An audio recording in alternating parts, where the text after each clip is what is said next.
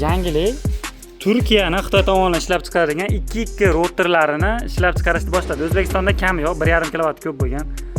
Haqiqatli bilish uchun mana pechatlarni ham uzganimiz yo'q. Salidorlar ham hatto o'ylangan zakaz asosida tepadan qilingan.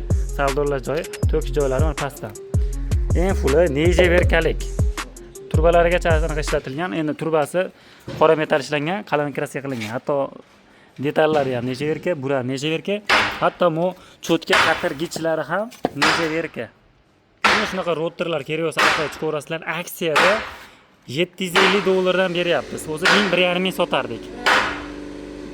Bir haftagacha aksiyaga muhlatimiz bor. Kimga kerak bo'lsa aloqa chiqarasiz, bitta akamizga berib yuboryapmiz.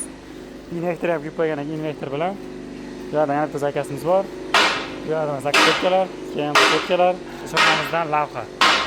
Sentrofuga chaqib qo'ygan kir mashina. Biz mana kir mashinalar ishlab chiqaryapmiz. Kimga shunaqa routerlar yoki shunaqa kir mashinalar yoki sentrofugalar yoki chankoqo'ydalar kerak bo'lsa aloqa chiqarasizlar. Shunaqasi mana sentrofuga ham chiqib ketyapti. O'zimiz chiroq aloqa yasab, o'rnatib ishlatib beramiz. Aloqaga chiqarasizlar.